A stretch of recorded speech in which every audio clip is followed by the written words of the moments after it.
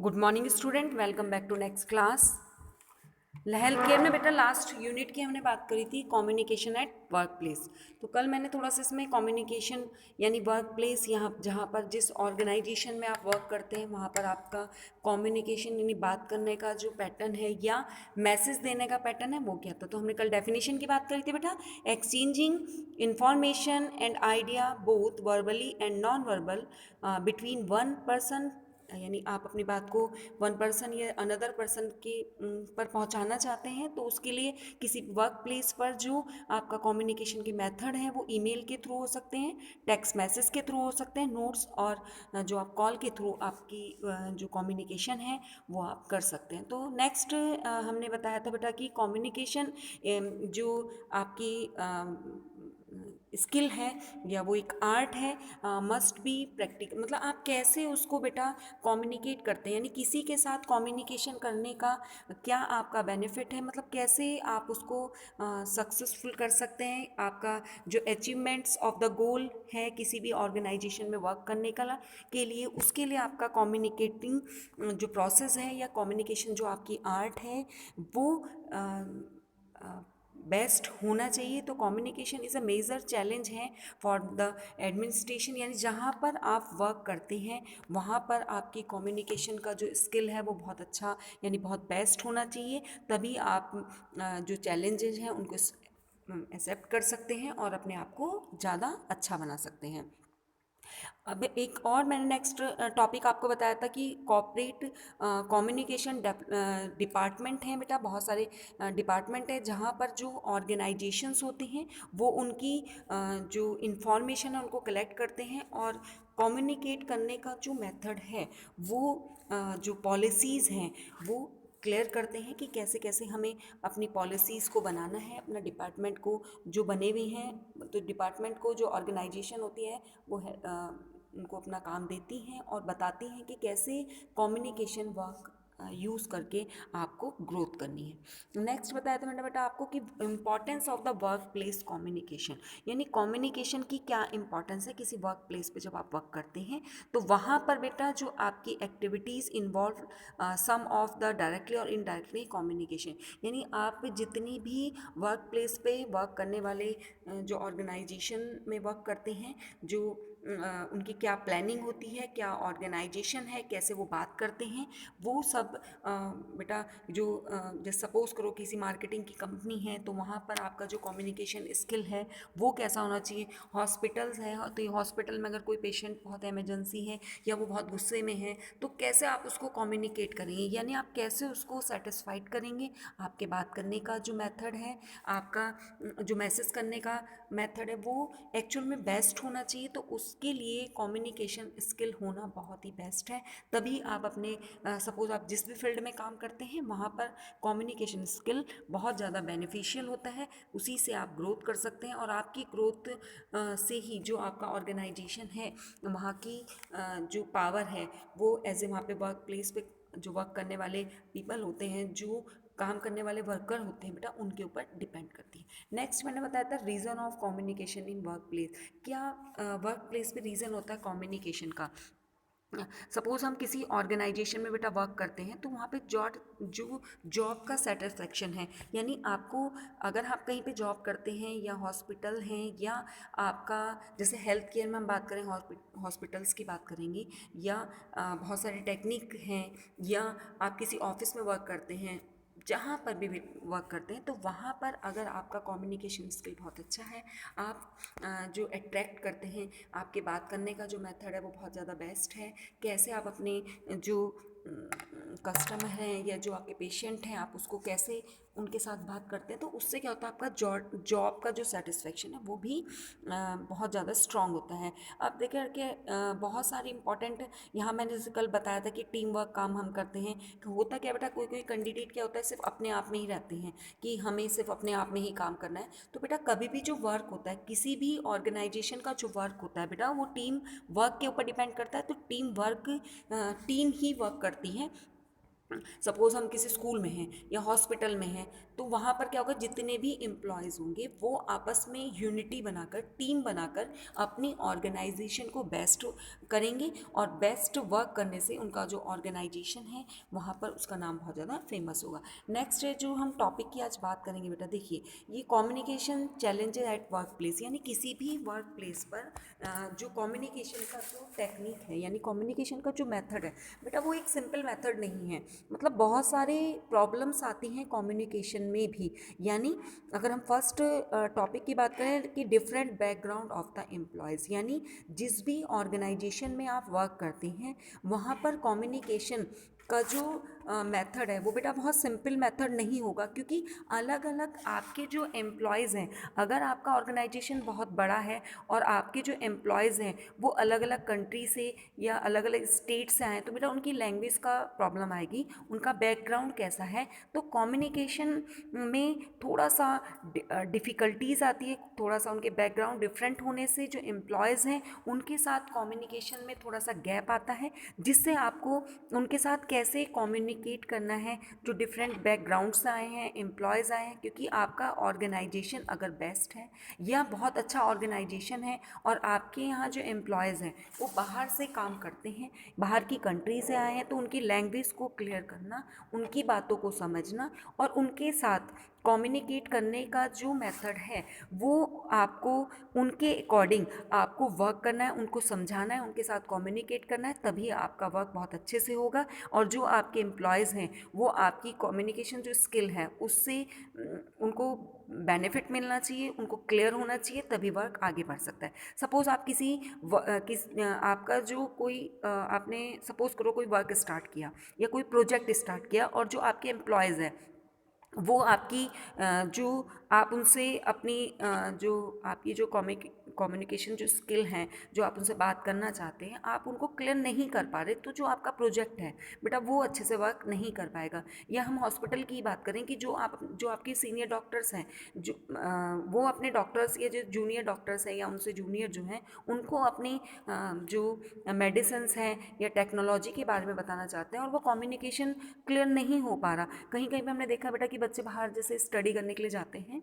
तो वहाँ पर क्या होता है कि सपोज़ जैसे हम हमारे में एक बच्चा था, हमारा स्टूडेंट, वो बाहर जैसे कोचिंग के लिए गया बेंगलोर, तो वहाँ पर एक्चुअली या अहमदाबाद वो गए, तो उनकी लैंग्वेज में थोड़ा प्रॉब्लम थी, तो बेटा उस बच्चे को बहुत ज़्यादा प्रॉब्लम आई कि जो उनकी लैंग्वेज प्रॉब्लम थी, जैसे इंग्लिश लैंग्वेज प्रॉब्लम नहीं होती, क्योंकि इंग्लिश जो है बेटा सब लोग को क्लियर हो जाती है, लेकिन वो अपनी अगर लैंग्वेज यूज़ करते हैं जहाँ पर आप रहते हैं, तो हमें कहीं ना कहीं हमारा कम्युनिकेशन गैप बन जाता है, और जो हम प्रोजेक्ट जिस पे काम करना चाहते हैं या जो हम वर्क सीखना चाहते हैं वो हम अच्छे से नहीं कर सकते। नेक्स्ट है बेटा डिफरेंट एसेंट, यानी अलग अलग बैकग्राउंड से आए हुए जो आए एम्प्लॉयज़ हैं वहाँ पर क्या प्रॉब्लम क्रिएट होती है कि उनका जो एसेंट है, यानी जो उनका मेथड है, उनके काम करने का जो प्रोसेस है वो अलग अलग है, तो आपको उनको कम्युनिकेट करना है, कैसे उनको आप अपनी बात बताएंगे जो वो आपके साथ कनेक्ट होकर वर्क को कर सके। डिफरेंट ऑर्गेनाइजेशन जो कल्चर्स होते हैं, डिफरेंट ऑर्गेनाइजेशनल कल्चर, अब बेटा क्या डिफरेंट जो ऑर्गेनाइजेशनल कल्चर होता है, यानी आपका जो ऑर्गेनाइजेशन है वहाँ का जो कल्चर है वो भी बहुत डिपेंड करता है कि कम्युनिकेशन पर जो गैप है वहाँ पर भी बहुत बड़ी प्रॉब्लम क्रिएट होती है कि जो आपके एम्प्लॉयज़ हैं वो ऑर्गेनाइजेशन का जो कल्चर है उसको एक्सेप्ट कर पा रहे हैं, नहीं कर पा रहे, या आपने जो उनको कम्युनिकेशन के थ्रू जो आपने मैसेज उनको दिया या आपने उनके साथ मीटिंग करी और वो आपकी बातों को क्लियर, उनकी जो बात है वो आपको क्लियर नहीं हो पा रही, तो कम्युनिकेशन का गैप होने से भी बहुत ज़्यादा प्रॉब्लम आती है। तो किसी भी वर्क प्लेस पर एज ए कम्युनिकेशन करके अपना एक वर्क टीम बनाना और अपने ऑर्गेनाइजेशन को डेवलप करना या बहुत अच्छा उसको इम्प्रूव कराने के लिए कम्युनिकेशन स्किल होना बहुत ज़रूरी है, और उनका आपस में जो हमारे एम्प्लॉयज़ हैं उनके साथ हमारा उनके बैकग्राउंड को चेक करके उनके साथ बात करने का तरीका, और जो एम्प्लॉयज़ हैं वो उनका जो वर्क करने का जो पैटर्न है वो आपको समझना है और उसको फिर उनको क्लियर करना है कि ये जो वर्क है वो किस मेथड में और कैसे हमें करना है। क्योंकि बेटा अलग अलग बैकग्राउंड से जो एम्प्लॉयज़ आते हैं, अलग अलग प्लेसेस से जो आते हैं, उनके सबके वर्क करने का क्राइटेरिया सब बिल्कुल अलग होता है। तो आपको भी उनकी जो थिंग है, जो आपको वो थॉट बताते हैं, जो अपनी बातों को बताते हैं, उनको समझना है। क्योंकि उनकी कम्युनिकेशन स्किल और आपके में जो गैप आ रहा है वो हमारी ऑर्गेनाइजेशन के लिए कहीं ना कहीं हमारा लॉस हो सकता है। तो हमारा कम्युनिकेशन स्किल बहुत अच्छा होना चाहिए। Next, close group. कभी कभी होता क्या है बेटा, किसी किसी ऑर्गेनाइजेशन में क्या हम लोग ग्रुपिंग करते हैं। ग्रुप मतलब हम एक ग्रुप बना के तो काम करते हैं, मतलब हमारा एक पर्टिकुलर कैंडिडेट का ग्रुप बन जाता है और हम सबको अपने साथ लेके काम नहीं करते। तो क्लोज्ड ग्रुप होना भी सही है, लेकिन अपने ग्रुप के साथ और एम्प्लॉयज़ को लेके आगे बढ़ना भी चैलेंजेस होता है। क्योंकि क्लोजली ग्रुप में हमारा जो क्लोज ग्रुप होता है सिर्फ उन्हीं कैंडिडेट के साथ होता है जिनके साथ हमारा कम्युनिकेशन स्किल जो है वो बहुत ज़्यादा कॉन्फिडेंस होता है और हम उनकी कम्युनिकेशन गैप नहीं हो पाता। लेकिन अगर आप एक क्लोज ग्रुप में वर्क करते हैं और जो अदर ग्रुप है उनके साथ आपका कम्युनिकेशन गैप होता है, तो कहीं ना कहीं बेटा जो आपका ऑर्गेनाइजेशन है वो लॉस में होगा और वहाँ पे आपको प्रॉब्लम क्रिएटिव होती। नेक्स्ट है बेटा direct versus of the indirect feedback. कभी कभी क्या होता है कि जो हमारे ऑर्गेनाइजेशन के जो अथॉरिटी होती है वो हमारे से डायरेक्टली या इनडायरेक्टली फीडबैक लेते हैं। यानी जो आपका वर्क करने का मेथड है वो कहीं ना कहीं वो डायरेक्टली देखते हैं या इनडायरेक्टली ऑब्जर्व करते हैं, तो वहाँ पर भी कम्युनिकेशन में हमें थोड़ा सा प्रॉब्लम आती है। कभी कभी क्या होता है बेटा कि जो इनडायरेक्टली फीडबैक मिलता है वो प्रॉपर वे में नहीं मिल पा रहा, कम्युनिकेशन गैप हो रही है, तो वहाँ पर हमारी जो एम्प्लॉयज़ है उनको प्रॉब्लम आ सकती है। नेक्स्ट है डिफरेंट पर्सनैलिटी ट्रेंड्स। ट्रेड्स क्या होता है? ट्रेड मैंने करेक्टर होती है। तो आपने देखा होगा कि अलग अलग एम्प्लॉयज़ हैं, सबकी अपनी पर्सनैलिटी ट्रेड्स होते हैं, यानी करेक्टर्स होते हैं कि सबकी पर्सनैलिटी के अकॉर्डिंग जो कम्युनिकेशन के स्किल है, कम्युनिकेशन की जो इम्पोर्टेंस है, आप अपनी बातों को कैसे उनको एक्सप्लेन करते हैं, तो यहाँ पर कहीं ना कहीं पर्सनैलिटी वाइज भी बेटा कम्युनिकेशन में हमें एक बहुत बड़ा चैलेंज मिलता है। नेक्स्ट है बेटा डिफरेंस इन एक्सपीरियंस। यहाँ ये बहुत बड़ा एक टॉपिक है। एक्चुअली क्या है बेटा, डिफरेंट ऑर्गेनाइजेशंस होती हैं और डिफरेंट ऑर्गेनाइजेशन में जो हमारे जो एम्प्लॉयज़ होते हैं, तो कुछ तो क्या होता है फ्रेशर होता है और कुछ हमारे एक्सपीरियंस जो हमारे एम्प्लॉयज़ होते हैं बेटा, उनमें जो एक्सपीरियंस जो एम्प्लॉयज़ होते हैं और जो हमारे फ्रेशर होते हैं, यानी जो नए हम कैंडिडेट हम रखते हैं बेटा, उनमें और जो एक्सपीरियंस वाले जो कैंडिडेट होते हैं उनके बीच में कम्युनिकेशन का एक बहुत बड़ा गैप होता है। क्योंकि बेटा जो एक्सपीरियंस कैंडिडेट होता है उनका जो वर्क करने का जो क्राइटेरिया होता है, जो उनका प्रोजेक्ट पे वर्क करने का क्राइटेरिया है, वो बहुत ही ज़्यादा डिफरेंट होता है। क्योंकि बेटा वो उनको एक्सपीरियंस के अकॉर्डिंग वो अपना जो वर्क है वो हर हर स्टेप पे वर्क को सोचकर काम करते हैं। लेकिन नॉर्मली प्रॉब्लम कहाँ आती है कि जो न्यू जो एम्प्लॉयज़ होते हैं, जो फ्रेशर होते हैं, उनमें क्या होता है बेटा, केवल वर्क को करना होता है, उनको एक्चुअली उनको आगे रिजल्ट की प्रॉब्लम नहीं होती। जबकि जो एक्सपीरियंस एम्प्लॉयज़ होते हैं उनमें आगे तक का सोचकर काम करना होता है। तो कहीं ना कहीं कम्युनिकेशन गैप होने से जो हमारा डिफरेंस है एक्सपीरियंस का, वहाँ पर भी बहुत ज़्यादा इफेक्ट पड़ता है। यानी अगर हमारा एम्प्लॉय बहुत ज़्यादा एक्सपीरियंस है तो जो हमारे फ्रेशर है वो उनके साथ कैसे कम्युनिकेट करता है, कैसे उनकी रिस्पॉन्सिबिलिटी लेता है, कैसे उनको वर्क मैनेज करना सिखाता है। तो यहाँ पर जो कम्युनिकेशन चैलेंजेस हैं किसी भी वर्क प्लेस पे करने की, वो एक बहुत बड़ा चैलेंज होता है कि हमें अपना जो कम्युनिकेशन वर्क है वो कैसे हमें फाइंड आउट करना है, कैसे हमें अपनी कम्युनिकेशन गैप को मेंटेन करना है। तो communication challenges at work place में first different background of employees आते हैं, उसके लिए हमें थोड़ा दिक्कतें आती है बेटा। डिफरेंट एसेप्ट होते हैं, उनके एसेंट्स होते हैं, यानी क्या क्या उनके थॉट होते हैं। नेक्स्ट उनका ऑर्गेनाइजेशन कल्चर क्या होता है बेटा। नेक्स्ट क्लोज ग्रुप जो बनते हैं, कभी कभी क्या होता है जो फीडबैक लिया जाता है डायरेक्टली इनडायरेक्टली या पर्सनैलिटी वाइज जो कैरेक्टर्स होते हैं उनमें डिफरेंस आता है। और लास्ट में हमने बताया आपको कि डिफरेंस इन एक्सपीरियंस। तो जो एक्सपीरियंस जो कैंडिडेट होते हैं बेटा, कहीं ना कहीं वहाँ भी बहुत ज़्यादा एक कम्युनिकेशन का जो गैप बनता है। नेक्स्ट इसमें लास्ट है बेटा barriers to effective work place communication, यानी कम्युनिकेशन बैरियर्स जो होते हैं। कैसे हम उस बैरियर को, जो कम्युनिकेशन का गैप है, वो डिक्रीज कर सकते हैं। In the workship can leads to decrease in productivity, low staff morale and lower raise जो कस्टमर सर्विसेज होती है, few of the barriers are, यानी आपको जो बैरियर बनाने हैं, मतलब जो उन कम्युनिकेशन गैप को हम कम कर सकते हैं, उसमें क्या बेटा कि जो फिजिकल बैरियर्स होते हैं, यानी हम फिजिकली उनको कम्युनिकेट कर सकते हैं, एक्सप्लेन कर सकते हैं कि अगर हमारे साथ कोई प्रॉब्लम है और कम्युनिकेशन गैप है तो हम उसको कैसे डिक्रीज कर सकते हैं या ख़त्म कर सकते हैं। डिक्रीजिंग ट्रांसपेरेंसी, यानी जो हमारा वर्क है, यानी जिस ऑर्गेनाइजेशन में बेटा हम वर्क कर रहे हैं वहाँ पर ट्रांसपेरेंसी का होना बहुत ज़्यादा क्लियर है। यानी अगर आपने वर्क किया है तो वो आपका जो वर्क है वो बिल्कुल ट्रांसपेरेंट होना चाहिए। यानी वहाँ पर डिक्रीजिंग जो ट्रांसपेरेंसी है वो कहीं ना कहीं बेटा कम्युनिकेशन गैप को बढ़ाती है। तो कम्युनिकेशन गैप को कम करने के लिए हमें डिक्रीजिंग ट्रांसपेरेंसी होनी चाहिए। लैंग्वेज बैरियर क्या होता है?